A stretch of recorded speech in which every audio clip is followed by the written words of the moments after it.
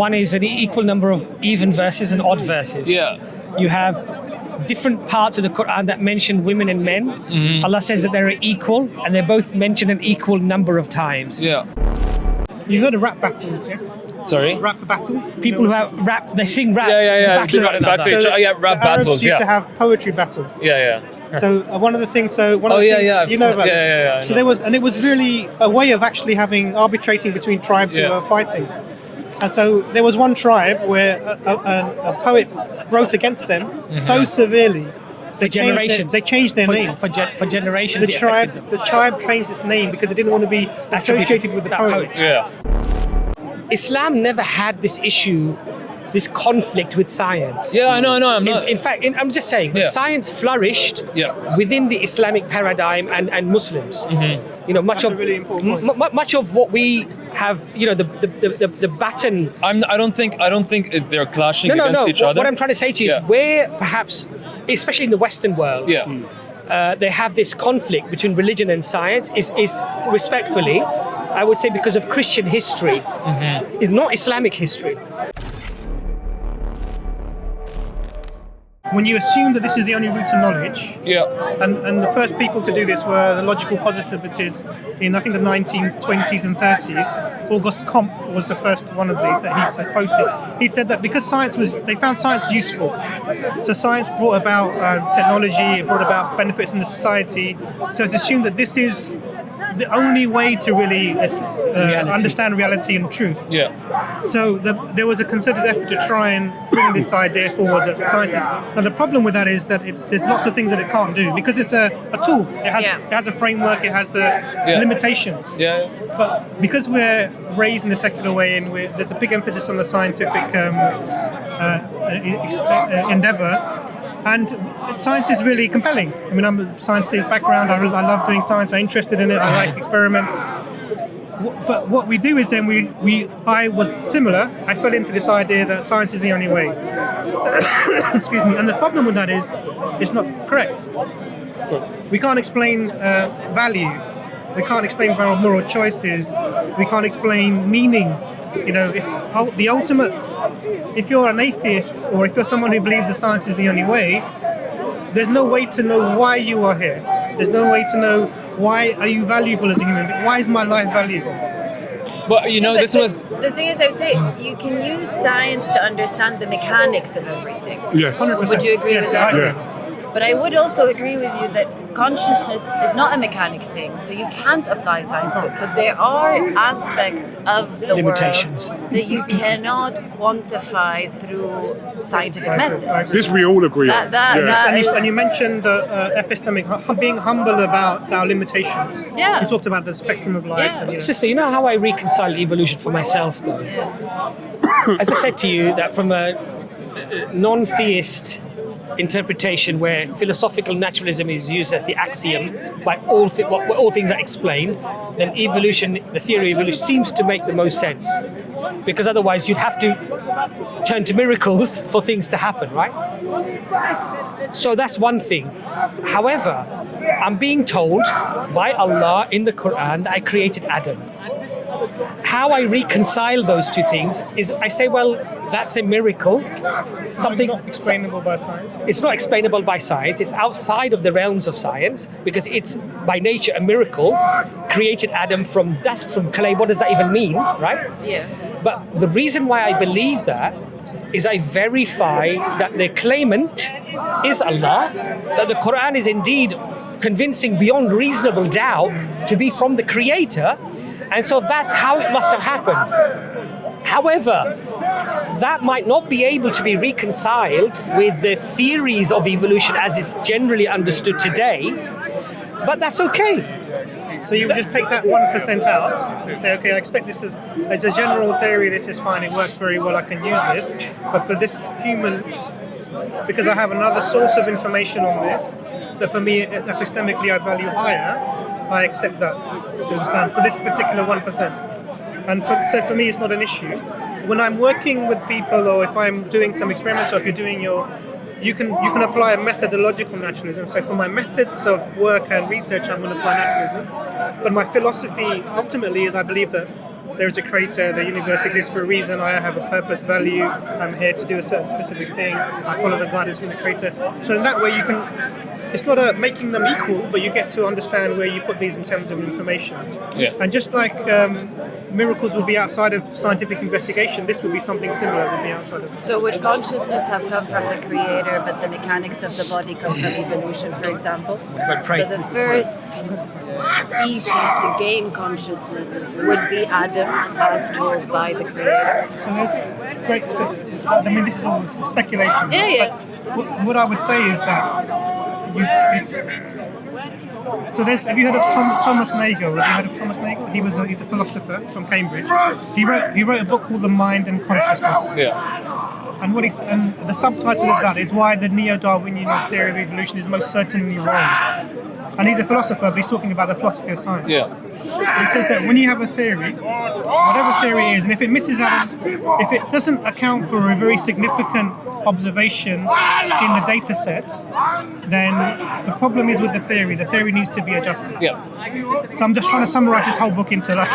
So what he says is that because none of our evolutionary mechanisms that we have can account for consciousness, that at some point we have to overhaul this theory. Okay, and he posited 3 issues. So one was what were the issues? So the first issue is this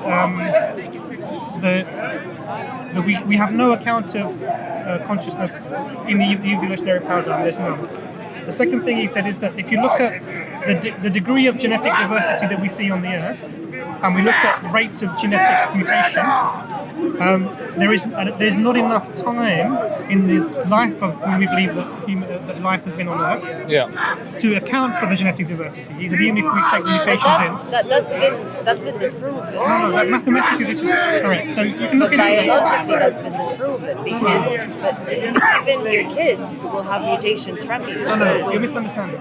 So the mutation he's talking about, we're talking about genetic diversity. So all the different Genetic drifting, no, that's been disproven. Diversity. We're talking about diversity. We're not talking about genetics differences within species. about my mother.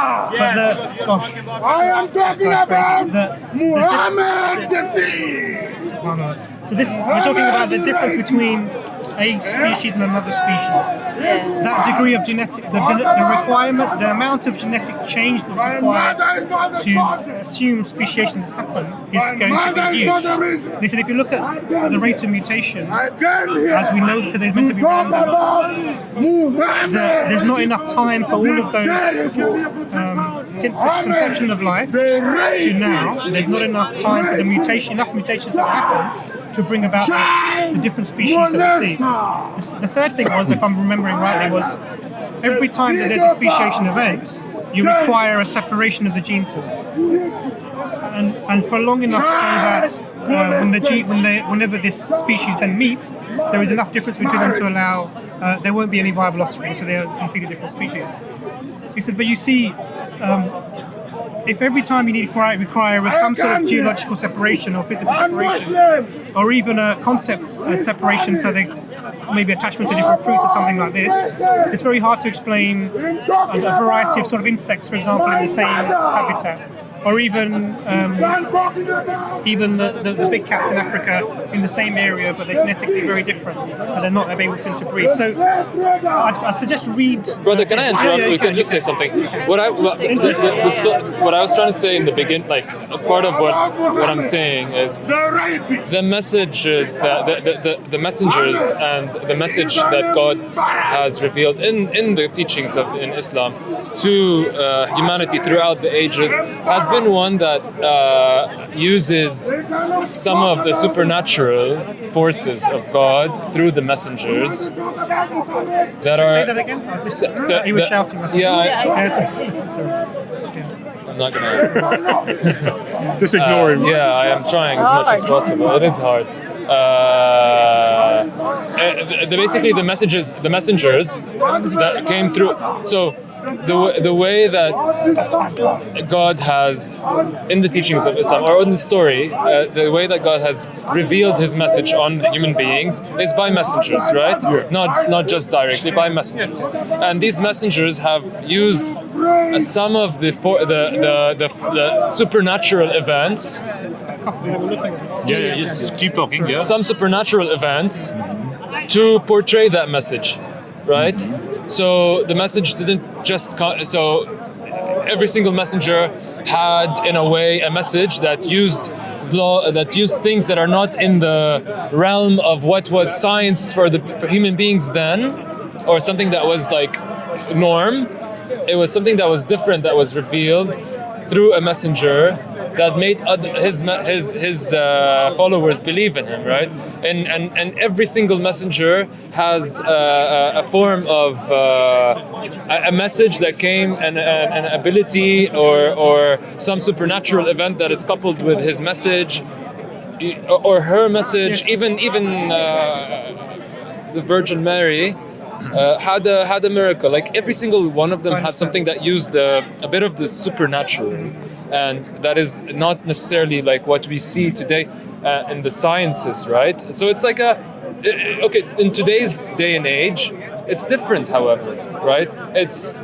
We don't have a supernatural. We have we don't have a supernatural event or a message that shakes a person on the street that believes in like gravity or like all these things, you know what I mean, and then sees something that is completely different and has someone that's giving the message, and it fits within like the teachings of Islam, because the last messenger brings the Quran, and then that is the message, etc. But I think that is like one of the challenges of like what I think that argument between the norm and the natural world and then the supernatural world is something that has been throughout history a challenge for any preaching of religion, that's preaching that there is a creator, and that had these the kind of like we've been here for discussing all of that, but this is modern day sort of discussion but we don't have any like we don't have any miracles that we're seeing, so you see the real thing to do is to summarize everything. It's a long... there's something called science, which has a fundamental assumptions within it. Everything has a natural explanation and has a limit on what it would look at because of the fundamental assumptions. It cannot look at anything. It would not assume anything supernatural. It would explain everything in a natural way. Then there's theology, where you understand that there's supernatural exists, and you believe in messengers and prophets and things which are outside of the paradigm of science to examine, be that the creator and there is a way of reconciling these, but in the sense that where you understand that science limits itself to the natural world, and so you can't conflate that with examining the creator or angels or whatever that might be. But then you have a good rational basis for understanding that everything that we see has to have some sort of foundation to explain the existence of the universe. It requires a foundation for that necessary being. And because of the way that we see the universe is, we can ascribe certain attributes to that necessary being. Knowledge, power, cannot be like the creation is, because creation is requiring of explanation, and the necessary thing is by definition not requiring explanation, so they have to be different in that sense. So lots of things you can come to. Now, I would say, because this is controversial, but I would say it anyway, that the miracles that came with the prophets, Jesus raising the dead, peace upon him, all these other things that we are aware of, we accept them, and they were for people of the time. Yeah. Because we can't see, there are Christians today who believe this, when I as a Muslim believe that Jesus did these things, but I wasn't there at the time, and so those miracles were there for the people. They're not for us now to believe, because we can't access them. And it's just to convince you of the messenger and then the message. So it's not really about the message itself even, but it gives veracity to the individual who brought that miracle. So then look at what they're bringing, so you can say, actually, you know what, this person has some gravitas, I can believe what they're saying. Now for Islam, we have the Prophet Muhammad Sallallahu Alaihi Wasallam. Now because he was the final one, he was given something which was very different, and that was a text. We spoke about a little bit about the linguistic work of the Quran, the Bihar, and how the way that the Quran is structured is something that's unique in the Arabic language, and it cannot be classified according to the structures of linguistics within that very, very advanced method of looking at language. So we have 16 different types of rhyme and poetry, etc. The Quran falls out of this. from an illiterate, someone who was known by the people who raised him that this person couldn't read or write, but was bringing things that they could not explain. And when the people were asked to, how do you explain what he's bringing, they got some of their best poets to go and speak to the Prophet and hear what he was saying. And they came back and their conclusion was that we don't know what this is, but it has to be magic. Because they knew it was not something that they could produce themselves. So it was outside of their capacity as advanced linguists in the language. That is still accessible today. So there was a professor called Raymond Farron, you often talk about him. He wrote a book called The Structure of the Quran. And if you look at that, he was an Arabic specialist in Arabic poetry. Mm-hmm. And one of his students said to him, "Well, have you read the Quran?" And he said, "No, I haven't." Mm-hmm. And he was asked to read it. So what he did was said, "I'm an expert in the Arabic language. I study poetry, pre-Islamic poetry. Let me have a look at the Quran." He started to go through it, and then became a Muslim. And he said, "The reason you just can't replicate it." Yeah. When he looked at the language and the structure, Yeah. he said, "This is not something that is within the capacity of humans to produce." I also once watched a video about someone who dissects the Quran in a way, in a mathematical way, Yes. like certain percentages of words that So many phenomena. yeah. One is an equal number of even verses and odd verses. Yeah. You have different parts of the Quran that mention women and men. Mm-hmm. Allah says that they're equal, and they're both mentioned an equal number of times. Yeah. Allah mentions angels and demons exactly the same number of times, despite being mentioned in a 600-page book, which was orally transmitted and just memorized, not even conformed to any editorial process, or collected in the life of the time of the Prophet Muhammad, peace be upon him, and you find all these phenomena. Many other things. Now, one could argue, of course, that all these things are just Let me add to that. You're right. So something just add to the profundity of this. Yeah? Yeah. So if you look at the ratio of the word sea to the word land, it's the same as the ratio of the land and sea to three decimal places. Uh-huh. If you look at these, there's a unique balance of words. Mm-hmm. There's a ring structure to the way the Quran is written. So if it says that the Muslims are the middle in Surah Baqarah, the middle nation. The verse is in the middle verse of the book. Now, if you had a computer and you sat down and you were you were writing this down, Yeah. maybe you could. I don't think you could. Maybe you could come up with this sort of a unique balance of words. But the way it was revealed was it was a responsive revelation. So someone would come to the Prophet and ask him a question, and he would answer that. A revelation would come, and he would answer with the verse. Oh, really? They would record it, and then 6 months later, a year later, whenever, different verses were revealed in different sections. And the Prophet was saying this verse belongs to this chapter. And not in order, by the way. Not in order. Not in order, yeah. So they were revealed yeah. in almost interlaced. What you would over assume time. is random, basically. So Surah Baqarah, the brother's talking about, is 286 verses. It's the second chapter of the Quran. It was revealed over 10 years, while simultaneously other chapters were being revealed, and Surah Baqarah itself was not revealed. It wasn't revealed in order. So the last verses may come in year 1, and the first verses may come in year 10. So it was completely random.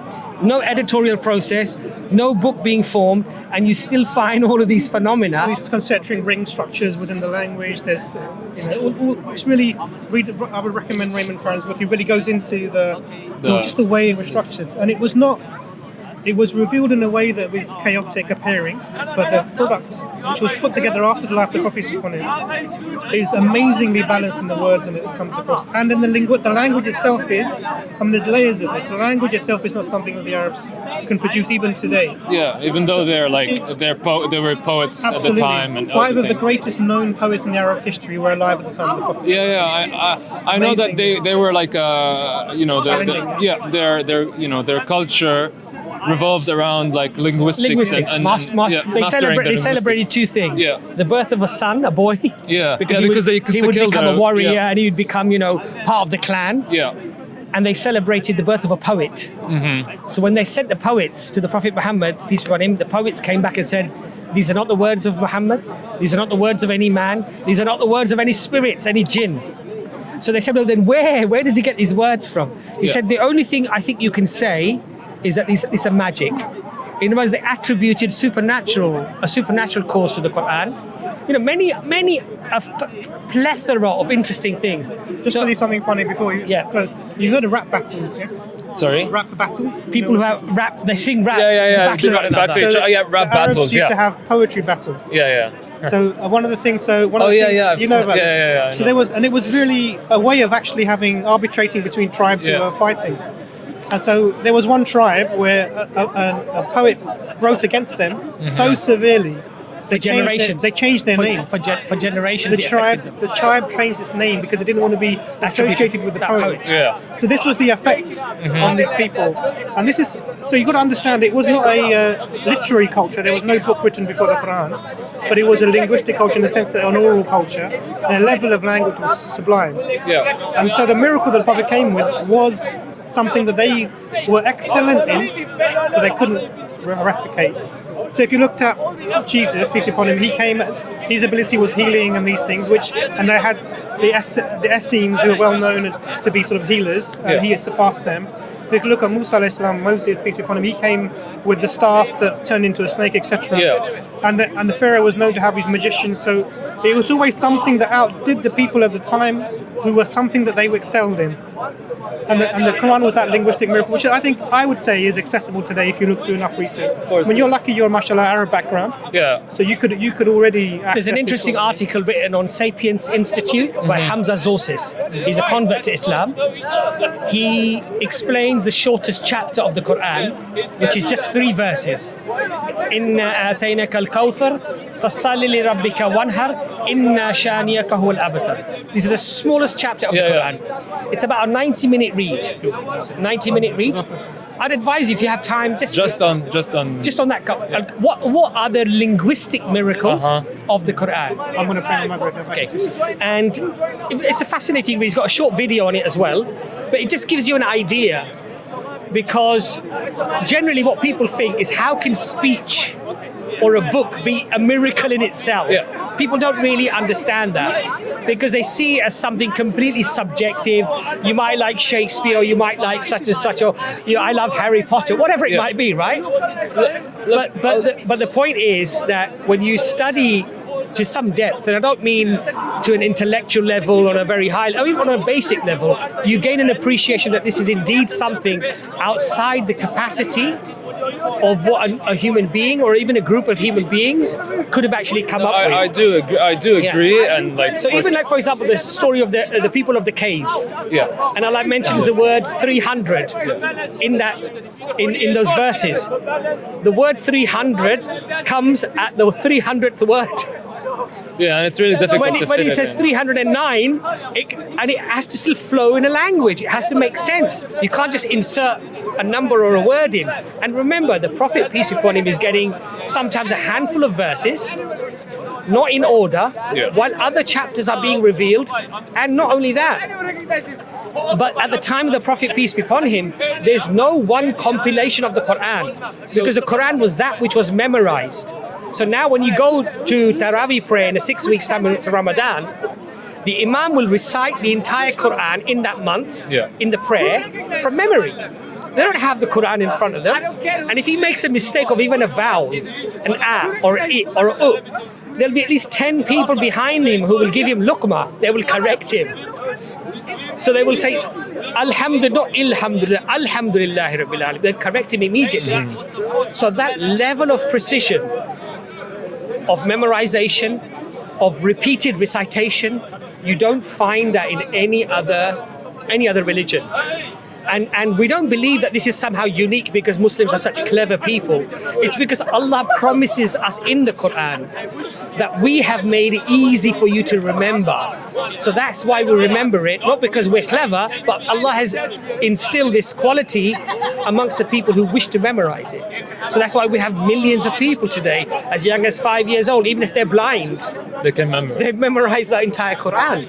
And surprisingly, only 18% of the Muslims are Arab speaking. Yeah. The other 82%, 80-odd% are non-Arab speaking. Which is difficult. So just imagine 600 pages of a book memorized to the letter Yeah. You don't understand hardly any words in that entire book. Yeah. I would say that from a rational point of view, one could assume some sort of photographic memory or whatever for one individual or for two individuals, not for 11 million people. And so another thing, sorry, I want to add here. I just listening to all of you guys. Language is a dynamic thing.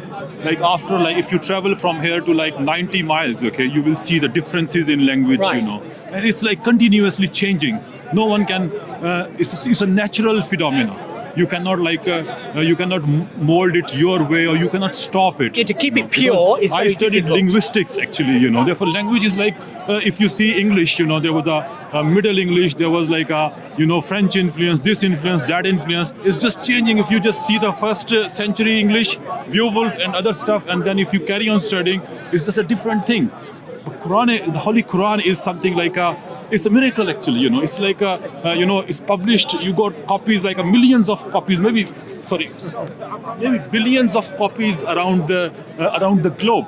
Pick up any copy, and then there is maybe the translation could be someone understand things differently. But if the you have text access the to the manuscript original is, the language. text is originally the same. 1400 years since the text, if you see any text, some of their old manuscript there in Pakistan, in different, even in this in our museum as well here in National History Museum, there was very old manuscript, the first few one. Okay, and when you see that, they are same actually. So the This is Birmingham folio. biggest miracle. And second thing you're talking about supernaturalism. Yeah. If you study the life of Muhammad, peace be upon him, okay, he is a common man actually. He was he could do anything. He could live a life of a king. He could do because he was the final prophet of Allah subhanahu wa ta'ala. Okay, but he lives, or he deliver his message, or he dispense his things like a common man. There was no any miracle. There was no magic involved. There was no staff. He doesn't have a staff like Moses, peace be upon him. He was not doing miracles like Jesus, peace be upon him. Because Allah subhanahu wa ta'ala wants to conclude now, before the people, if you read about their ages, there was a 900 years old or over 1,000 years old different prophets. But if you see now, Allah subhanahu wa ta'ala, this is after Muhammad, peace be upon him, everything is synchronized. We don't see people 200 years old. We don't see people 150 years old. It's everything is in an order. Jazakallah khair, brother. Jazakallah khair. So the thing that we're trying to say is that whenever I know the brother's Muslim, obviously sisters, but I'm just saying that when we assess anything, if we are true to our, let's say, words in terms of assessing things fairly and justly, whenever things fall outside of what is normally, in the normative sense, regarded as capable or has the capacity of human manufacture or human making, we can discard it. But if something truly, when we look at it with an open heart and an open mind, and we realize that actually this is beyond the capacity of a human being, then at the very least we should investigate where it might have come from. Yeah, so this whole point of evolution and everything else, as I said to you, from a scientific paradigm, one can accept evolution because it's based upon philosophical naturalism, and if that's the boundary at which you have to remain, then that's the only philosophical natural explanation you could come up with, really, to some extent, right? Yeah. You could never claim a miracle because that's not within the paradigm of what science is able to look at or assess with, right? But Allah says in the Quran that we created Adam from dust, from clay. So the scholars say, look, what type of dust, what type of clay, whether it was something from that, an essence from that, whether it was a clay, was it this clay, was it stardust, we don't know. Because the Quran is vague on that point, right? But I do think it's very interesting, and the doctor might probably tell me off for saying this, but even as a human being, we require zinc and we require magnesium and we require all these different elements, right? A biological lifestyle, a biological life that requires all these things to remain healthy. So I don't know if that is a point or not, Doctor, but I just thought this. just maybe a recommend. So once we mentioned that book by Raymond Farry. The Structure of the Quran. So there's because this has been the topic. There's a really good book. This is a Christian philosopher of religion, Christian background, but he makes really good points on this conflict between science and religion. Alvin Plantinga. I can Science take and a religion. You can take a picture of this. Please. Where the conflict really lies, and he talks about. Oh, you're. Is it gone off? Yeah. Should recognise my face, but not in this weather. You're going to give it to her now, aren't you? Yeah, she'll summarize That's it, what I and would I'll do. read it. That's what I would do. And then I was like, what does this mean? She's a scientist. Yeah. She knows. Explain it to me, please, because Because it's really this is the tension between just world views, paradigms. Yeah. So there's the sort of naturalist paradigm of science where everything is nature, all explanations are natural, and then there's the bigger picture when you step back and you have a theological aspect of the paradigm, and then we respect science, we love science, we think it's very useful, it's a tool, but we know the limits of that tool. Just like we wouldn't use a hairdryer underwater because it's not designed for that. Yeah. We don't use science to discuss or analyze things that are of a theological nature or miraculous in nature, because literally they don't go together. And it's that tension between us, because we're really drawn to both fields, that sometimes can cause a little bit of cognitive dissonance in us when we're trying to discuss because even when, like, for someone who comes to the Quran, right, in this day and age, and who reads like stories about the prophets, even in like other religions before it, all of them have an element of a supernatural thing happening within the prophets, within the messenger's message, basically. So in case in the Solomon, right, Sayyidina Sulaiman spoke to animals or instructed. We believe this is a supernatural thing. We can't explain it through science. And brother, the other thing here is that Islam never had this issue, this conflict with science. Yeah, I know. I'm not. In fact, I'm just saying, science flourished within the Islamic paradigm and Muslims. Mm-hmm. Much That's a really important point. much of what we have, the baton. I don't think they're clashing against each other. What I'm trying to say to you is where perhaps, especially in the Western world, they have this conflict between religion and science is respectfully, I would say, because of Christian history, is not Islamic history. So in Islam, there were people, even before Darwin, who proposed similarities between chimp ancestry and human beings, and there were theories that were floating around. Okay, but theologically, of course, those were not necessarily accepted. But what I'm trying to say to you is that people had thoughts, people had opinions, and science. If you look at some of the oldest texts that were used here for over 500 years on medicine, for example, came from the Islamic world. Yeah. Right? So alhamdulillah, we didn't have this conflict. I think the problem today is very much what Sister raised about evolution and how do we square this sort of round peg, as it were, and join the two. And ultimately, for me, there is a supernatural event. How that was inserted within the paradigm of what we see scientifically, I can't answer. Yeah. But it was supernatural. Therefore, science can't address that part of it. And from the theological point of view, yes, we don't accept, generally speaking, the vast majority view is that human chimp ancestry is not a fact and a paradigm that we would accept for our religious convictions.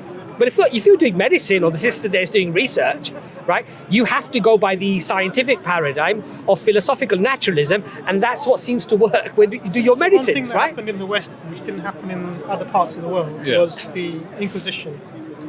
And what it had an effect on the scientists as well. So we had people like Copernicus and then Galileo after him, who were trying to analyze how the cosmology was working, and they were saying that we have a heliocentric view of the solar system, etc.